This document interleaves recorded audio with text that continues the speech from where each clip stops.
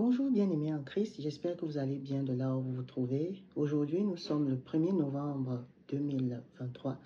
Nous allons parler de cette magnifique journée qui est la fête de la Toussaint.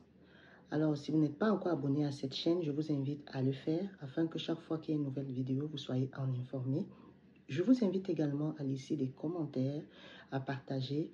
Premièrement, pour partager ensemble l'enseignement. Deuxièmement, pour pouvoir agrandir notre communauté et surtout pour pouvoir solidifier notre foi. Alors, on se retrouve tout de suite pour parler de cette fête catholique qui est la fête de la Toussaint.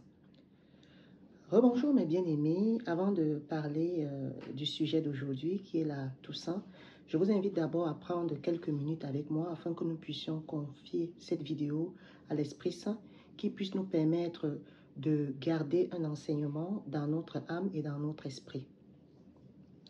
Esprit Saint, nous t'invoquons ici au début de cette vidéo afin que tu puisses nous guider, afin que tu puisses nous donner un esprit de sagesse comme tu l'as fait à Daniel et à ses amis à Babylone.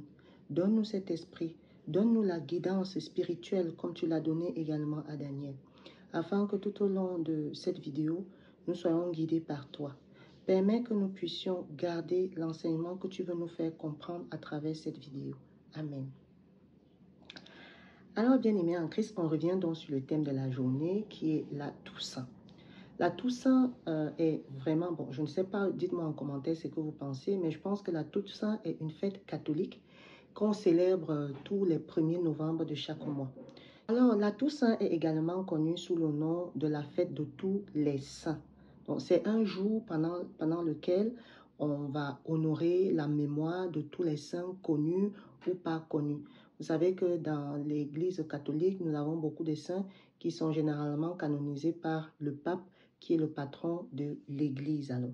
Donc, c'est vraiment une fête pour nous, une célébration de vraiment fêter, prendre un moment, fêter ces fêtes de tous les saints, c'est-à-dire une fête qui est dédiée vraiment dans le calendrier liturgique pour dans des saints connus et qui ne sont pas connus.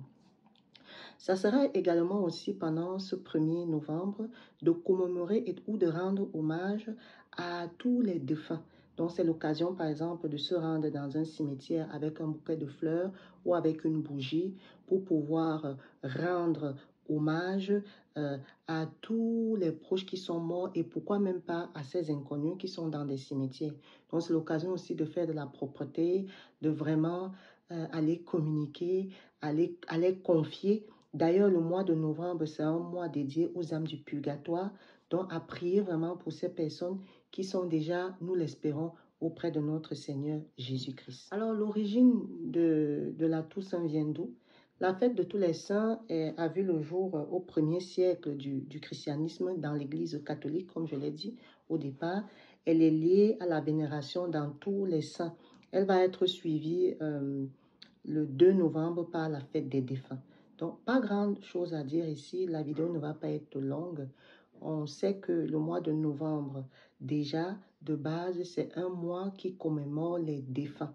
Chez nous, chez les catholiques, on appelle ceci les âmes du purgatoire. Également, le 1er novembre, le début du mois, nous allons célébrer tous ces saints connus et pas connus. Nous allons les dédier cette célébration, cette joie. Et c'est l'occasion aussi pour nous d'aller dans les cimetières, rendre hommage à toutes ces personnes que nous avons perdues. Et généralement, le 2 novembre est vraiment une journée dédiée aux personnes décédées. Alors, dis-moi ce que tu penses en commentaire. Est-ce que c'est comme ça que tu comprenais ces fêtes de tous les saints? Laisse-moi un commentaire. On se dit très vite et surtout, porte-toi bien.